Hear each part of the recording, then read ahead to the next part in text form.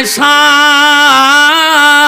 তাইবের জমিনে পাথরের বাড়িতে আয়েশা সেই দিন আমার গার কাপড়গুলা আমার রক্ত রঙিন হয়ে গেছে আয়েশা আমার গার রক্ত দিয়ে আমার পায়ের মধ্যে জুতে ছিল রে আয়েশা আমার গার রক্ত দিয়ে জুতার মধ্যে কলকল শব্দ হয়েছিল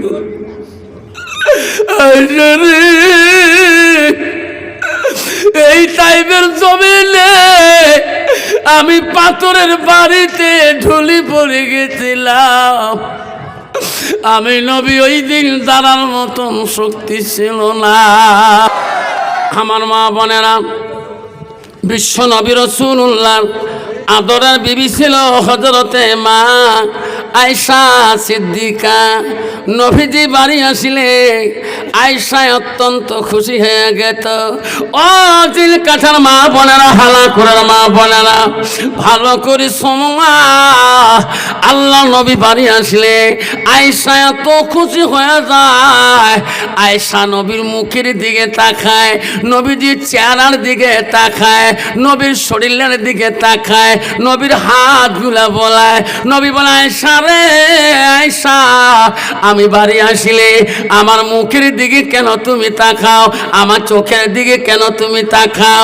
আয়েশা বলছো গো নবী আপনার চেহারাটা দেখলে আমার আয়েশার কলিজাটা ঠান্ডা হয়ে যায় ও মা বোনেরা জান্নাত যদি যেতে চালমা নবী বলে ওয়া তাতবালাহা তোমার স্বামী যখন বাড়িতে যাবে মা তো স্বামীটা হলো বড় পীর ওই পীরকে খেজমত করবা পীরের পাও টিপা দিবা পীরের গাও ধোয়া দিবা তোমার স্বামী বড় পীর সিও খেজমত করবা স্বামীর মাথায় তেল বসে দিবা স্বামীর গায়ে মালিশ করে দিবা স্বামীর পা টিপা দিবা মা তোমার হাতটা স্বামীর গায়ে যত ভালো লাগবে মা তোমার স্বামী যদি খুশি হয়ে যায় আল্লাহ রসুল বলছে কোন স্বামী যদি নারীর উপরে খুশি হয়ে যায় ওই নারীটা হবে জান্নাতি আর কোন নারী যদি স্বামীর উপরে খুশি হয়ে যায় সেই স্বামীটা হবে জান্নাতি যেরকম সুবহানাল্লাহ কিন্তু বাবা বর্তমান যে স্বামী স্ত্রী মিল নাই তোমার দেখার বোধ আছে বাবা রে বর্তমান স্বামী স্ত্রী দাও এবং কুড়িয়াল যেরকম ঠিক না ঠিক আজকে একদম কৈফত দিল হুজুর আজকে 7 বছর গেল হুজুর আওয়াবি নাই আজকে মুখ করলে দেখ 6:30টার দিকে মক্কা হুজুর বুদ্ধি দেওয়া যাবার নাম তুই একদিন কোশিশ করিস না কে হুজুর এত ধৈর্য হুজুর এখন কি করে করুক তালাক নামা নাই নাই নুক 7টা বছর গেল হুজুর মোর সাথে আওয়াবি নাই চিন্তা কর তাহলে বেচারা কত ধৈর্য মক্কা হুজুর তোমার কালকে যাও এদার ওদার করি দাও কে কত বক বা জিন ধরছে হুজুর জিন নিয়ে পড়ি না মাসার না কালি কি ধরছে মুখ মুখ দেখলে ওই মাথা গরম হয়ে যায় 7 বছর গেল হুজুর এখন একটা বেটা ওই বেটা বউ নিয়ে পাগল মুই 1 মাস থেকে যুদ্ধ করি খা বাবা কম দুঃখ যেরকম কম দুঃখ মা বলে না আমার মনে রাখেন কত দাঁড়িয়ে আছে মক্কা হুজুর দোয়া করেন আল্লাহ দিলে কে তোমাগুলো দোয়া ইনকাম ভাল আজকে তোমার ভাবির জন্য 22,000 টাকার মোবাইল কিনে দিন পাগলা নাহি তোর মোটটা 1200 টাকা কারণ কি তোর বউর 22,000 তোর 1200 কোন আমার বউর বংশটা বড় তো 14 মামার বেটা ফুবের বেটা 14 গোষ্ঠী ভাই উনি বলে ভিডিও কলে কথা কবে দিনুম তাও ঋণ টিন করে দিয়ে যান গুয়াহাটি বেটা কামাত গুয়াহাটিতে গেছে 22,000 টাকার মোবাইল কিনে দিয়ে গেছে 15 দিন পরে তো ওই কোম্পানির ছুটি পেয়েছে তো সেটা মনে করে 22,000 টাকার মোবাইলে আওয়াজ তো ভালো হবে এরা তো কথা কমে আজকে ফোনটা লাগে দেখাবো রাহুলের মাও কেমন কী করিয়াছে দেখি 22,000 টাকা মোবাইলের আওয়াজটা কেমন একাল ফোন লাগে দেখে ইয়ে ফোন বিজি থা করে ফোন কেড়ে বিজি মাথা কাম করে না 15 মিনিটও লাইন ক্লিয়ার পায় না এত বিজি খেরে 20 মিনিটও লাইন ক্লিয়ার পায় না এদিকে রাহুলের মাঝে কইছে মোবাইলের মতো ভো ভো রাখবা ফোন বারে মারে ইলা দেয় আল্লাহ ভাই ফোন কাটে ফোন কাটি দিয়ে রাহুলে বাবা গোয়ারের লাগিয়ে লাগিয়ে দিয়ে কি হল মরেন কে এত ঘন ফোন কে করে এত সেগড়ে কে রে 22,000 টাকা মোবাইল কিনে দিন মোর মাও কেমন আছে মোর বাপ কেমন আছে মোর বেটারা কেমন আছে ওটি নাকি আমি চেললে অত ফোন কে আরে তোর এত ফোন বিজি কে রে তো ফোন করেই কাই জানেন না মোর মামার বেটা 14 গোষ্ঠী 22 ওখানে খালি ভিডিও কল করা। ওটা যে কোন মামার বেটা ফোন করে গিয়ে আমি তো গাড়ির থাকি জানে না। যেরকম ঠিক না পিটি যে ফোনে বেটি আমার পাগল আছে 3টে পর্যন্ত নেপের তো কথা কয়, নেপের তো কথা আসতে কয়। যেরকম ঠিক না ঠিক চলে বলা। একদল নারী আছে স্বামীর আমানতের মালকে খেয়ানত করতেছে, এই মোবাইল দিয়ে দিয়ে নিজের স্বামীকে হেনস্থ করে দিয়ে এই মোবাইল দিয়ে স্বামীর চোখের পানি আনাইতে। যেরকম ঠিক না ঠিক মা বোনেরা, যদি জান্নাত যেতে চান মা জান্নাতের মা আয়েশার গুণবতী নারী হতে হয়। যান মা আয়েশার মতন গুণবতী নারী হন। মা আয়েশা নবীজি বাড়ি আসলে নবীর কাছে সামনে বসতো। নবীজির স্ত্রীদের মধ্যে একটা মিল মোহব্বত ছিল। নবীজি আসি দেখে নাদের সতীনের মধ্যে একটা মোহব্বত ছিল। আল্লাহ কারোর সাথে কেসাল হয় নাই।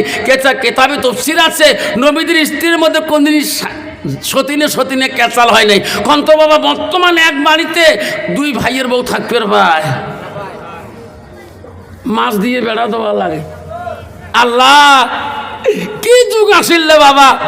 আমার বিশ্ব নবী রাসূলুল্লাহ বাড়িতে আসিলেন, আসি দেখেন বিশ্ব নবী রাসূলুল্লাহ তার বিবিদের মধ্যে এত মিল মোহাব্বত। একজন কাম করেতেছে, নবী দেখতেছে বিবিদের মধ্যে একটা বিবি কোনো কাজে ওই দিন ব্যস্ত নাই। নবী আস্তে করে ডাক মারলেন, আয়েশা ও আয়েশা রে, সবাই কাজের মধ্যে ব্যস্ত হয়ে আছে, তুমি কেন কাজ করো না? তুমি কি কাম করবা না? আয়েশা বলছে, রাসূলুল্লাহ ইয়া হাবিবুল্লাহ, আমি জানি আমি সকাল থেকে কোনো কাজ করি নাই হুজুর, আমি জানি আপনি এই কথা বলবেন। আয়েশা রে আয়েশা, তোর যতটুকু অধিকার এই বাড়িতে কাজ করা, হাবিবের জন্য অতটুক, রোকেয়ার জন্য অতটুক, আয়েশা মাইমুনার জন্য অতটুক, তুমি কেন কাজ করো না? আয়েশা বলছে, হুজুর আমি সেই কথা বলতে চাই, আজকে আমি কাজ করি নাই, আজকে আমি তোমার কাছে কাজ খুঁজি নিয়ে করবো বাড়িতে। নবী বলছে, আয়েশা আমার বাড়িতে কি কাজ আছে তোমাকে আমি দেব? ও নবী আমি তোমার কাছে কাজ খুঁজে নিয়ে করব। কি কাজ? আয়েশা বলছে, ও গো নবী আমার হাত 2টা দিয়া আমি তোমাকে গোসল করি দোয়া কাজটা চাই। নবী গো আমার আয়েশার মনটা চায় আমার হাত 2টা দিয়ে আমি তোমাকে গোসল করি দোয়া কাজটা চাই। আপনি যদি পারমিশনটা দেন গো নবী, আমি আয়েশা তোমাকে গোসল করে দেব। আপনার পারমিশন না পাওয়া পর্যন্ত আমি আয়েশা তো তোমাকে গোসল করে দিতে পারি না। নবী বলছে, আয়েশা রে তুমি আমাকে গোসল করে দিলে তুমি কি শান্তি পাবা? ওগো নবী আমি অত্যন্ত শান্তি পাবো। নবী বলছে, আয়েশা তুমি যদি শান্তি পাও আমি নবী বারণ করতে পারি না। যা যা আয়েশা আমি তোকে গোসলের জন্য দায়িত্ব দিয়ে দিলাম। কিতাবে আছে রে ওই দিন হযরতে মা আয়েশা যখন গোসলের দায়িত্ব পেয়েছে আল্লাহর কাছে দোয়া করে বলছে, আল্লাহ আমি আয়েশা এত ভাগ্যবতী নারী, আল্লাহ আজকে আমি বিশ্ব নবী রাসূলুল্লাহ গোসলের দায়িত্ব পেয়েছি। যেরকম সুবহানাল্লাহ। কন্ত বাবা বর্তমান যুগের নারী স্বামী যদি বাড়িতে আসি যে বলে, রহমানের রাহুলের মা একটু কলটা ঠাসি দাও না। বাবা কল ঠাসা মারাছিস, কলেজ একবার ফাড়ে ফেলাইবে। যেরকম ঠিক না ঠিক। এদিকে রাহুলের মা একটু বাথরুমে আসি আমার গাওটা ঘষে দেওয়া যাবে?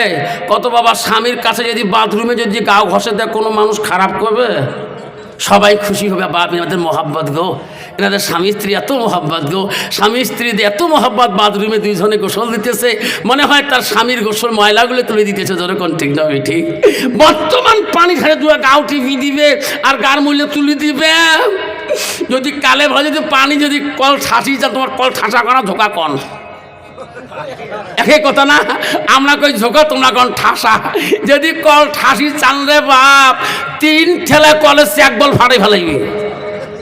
কি দিদিতে নারী রে বাবা, ঠাসি এক পাকে দেহে এক পাকে হ্যাঁ কলেজ একবার ফাড়ে ফেলালো। বেশি কথা কন না। মনের গাও ধন, কিসের গাও? মরণের গাও ধন।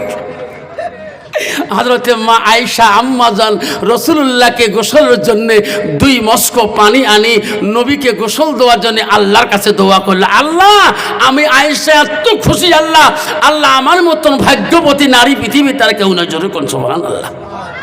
মায়েশা 2 মস্ক পানি আনি নবীকে জল চকির উপরে বসাইয়া নবীকে গোসল দেবে, নবীকে পানি গায়ে ঢালে না। আয়েশা নবীর মুখের দিকে তাকায়, বারবার তাকায়। নবী বলছে, আয়েশা আমাকে গোসলের পানি গায়ে ঢালি দাও, আমাকে গায়ে পানি না ঢালি দিয়ে আমার দিকে বারবার কেন তুমি তাকাও? আয়েশা বলছে, গো নবী আমি তোমাকে গোসল করার জন্য আনছি। নবী গো আমি আয়েশা আবু বকরের দ্বিতীয় কন্যা। ওগো নবী আমার আব্বা 7 থেকে 9 বছর বয়সে তোমার সাথে বিবাহ দিয়েছে। নবী গো জীবনে কোনোদিন তোমার খিদমতের ত্রুটি করি নাই। ওগো নবী আজকে আমি তোমাকে একটা প্রশ্ন করব, তারপরে তোমার গোসলের পানি গায়ে ঢালে দেব। নবী বলে, আয়েশা তোর জীবনের কত প্রশ্ন করেছ, আজকে তোমার কিসের প্রশ্ন বলো আয়েশা? আয়েশা বলছে, ওগো নবী আমার প্রশ্ন হলো, নবী গো তোমার জীবনে কোনোদিন কোনো রোগ, কোনো বসন্ত, কোনো কলেরা হয়েছে নাকি? ওগো নবী তোমার গান মধ্যে এত কেন কালো কালো দাগ? নবী কত বলে না রে। নবী চোখের পানি দিয়ে বুকে ভিজে যায় আর বলে, আয়েশা সেই দিনের কথাগুলো তুমি মনে করে দিও না। আয়েশা রে আমি নবী বড় কষ্ট পাই, আমি বড় ব্যথা পাই। আয়েশা বলিও না, বলিও না, আমি নবী বড় কষ্ট পাই।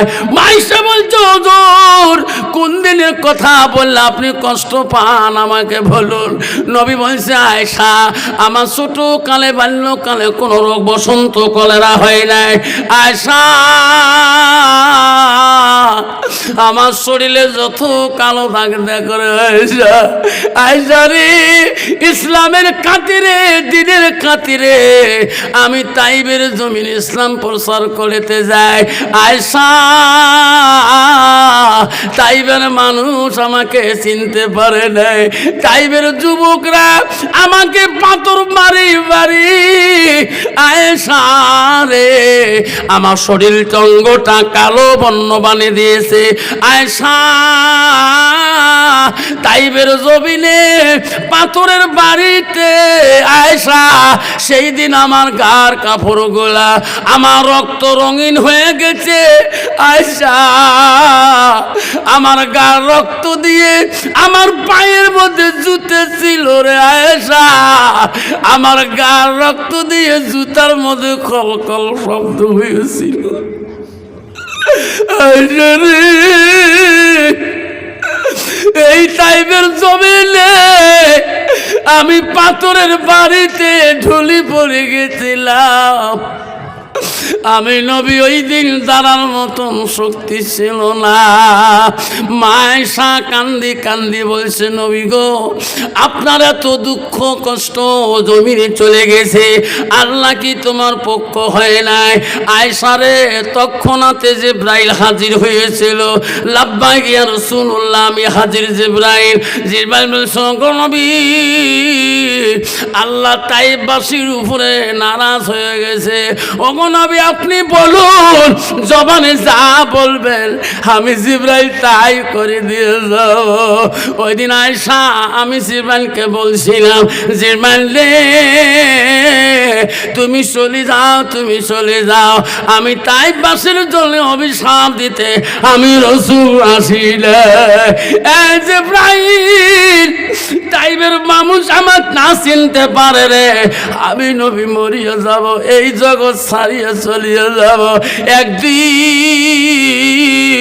এই তাইবের জমিন থাকি দুনিয়াতে আমাকে নবী করি মানিয়ে নেবে।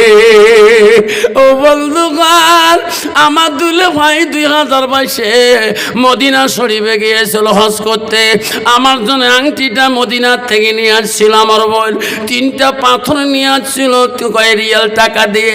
আমার ভাই সাহেব বয়ান শুনেছিল, আফসার রে এক তাইববাসীর সাথে আমি গল্প করে, আমি চিনি না নাম নাম তাইববাসী পাশের মানুষ।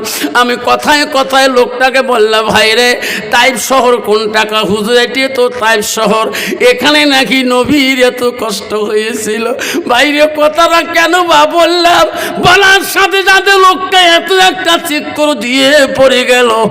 এখনো তাইবের মানুষ, এখনো তাইবের মেয়েরা, এখনো তাইবের যুবকরা কান্দে রে। দয়া রসুল আমার কিয়ামতের ময়দানে সুপারিশ করবে কিনা?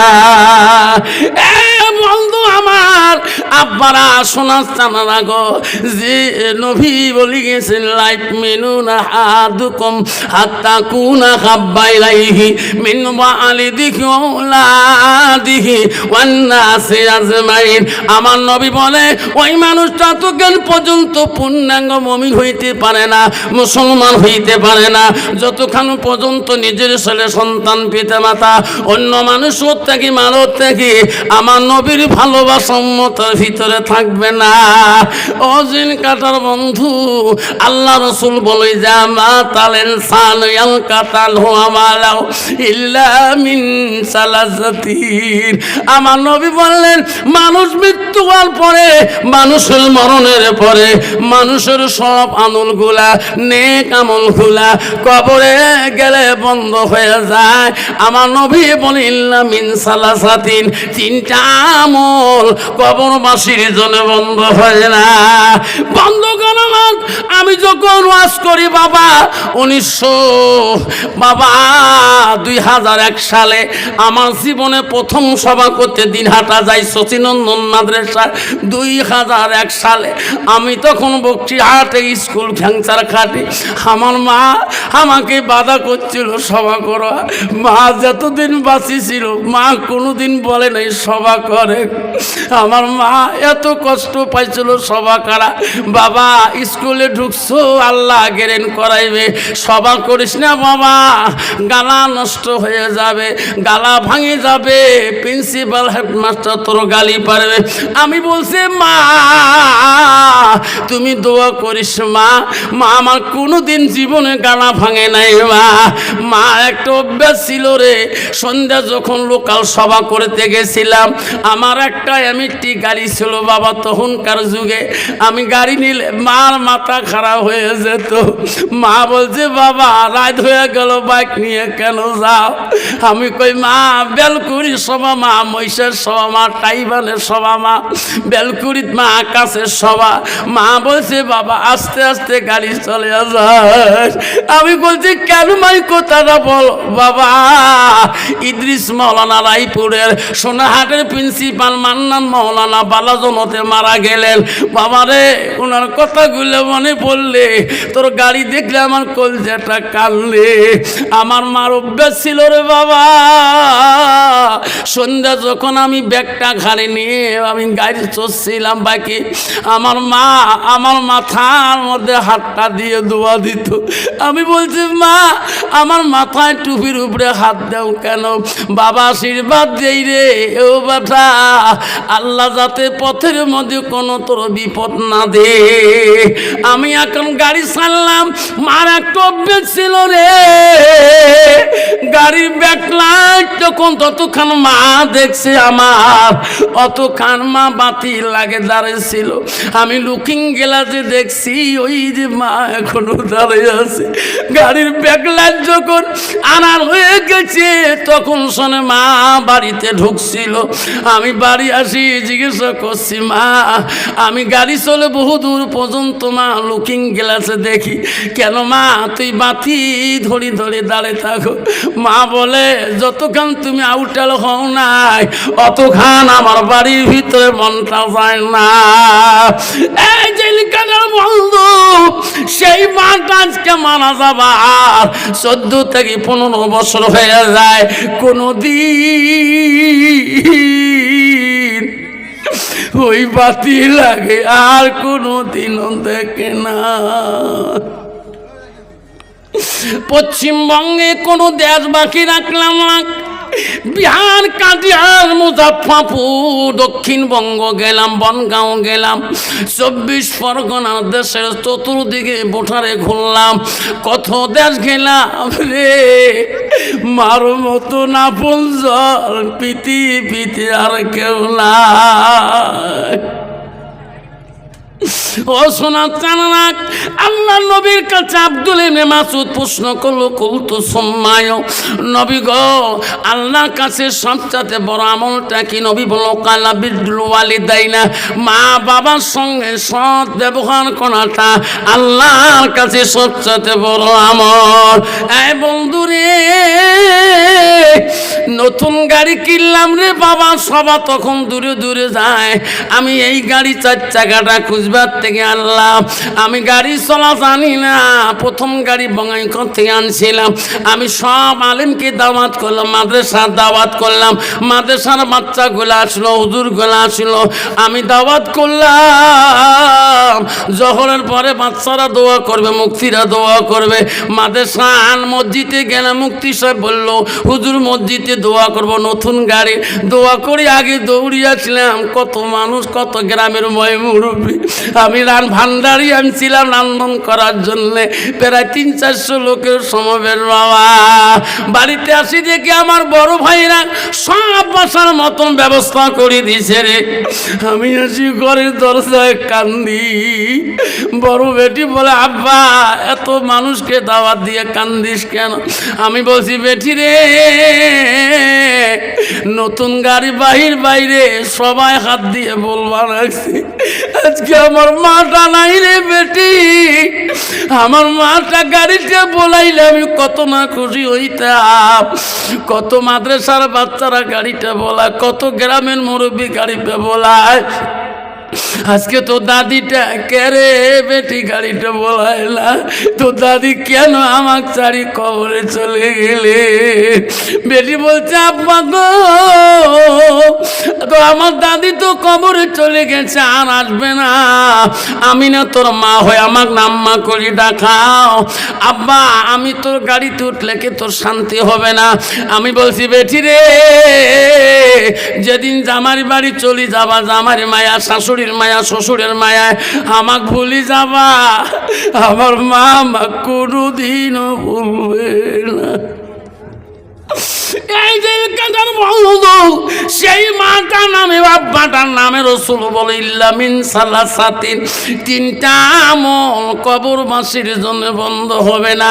1 নম্বর বলল সাদাকাতুল জারিয়া, যারা দুনিয়ার বুকে মার নামে বাবার নামে সাদকা জারিয়া হিসেবে দিনী কোনো প্রতিষ্ঠানের মধ্যে দান খয়রাত সাদকা করিয়া যায়, আল্লাহ নবী বলে ওই আমলটা কবরবাসীর জন্য বন্ধ থাকে না।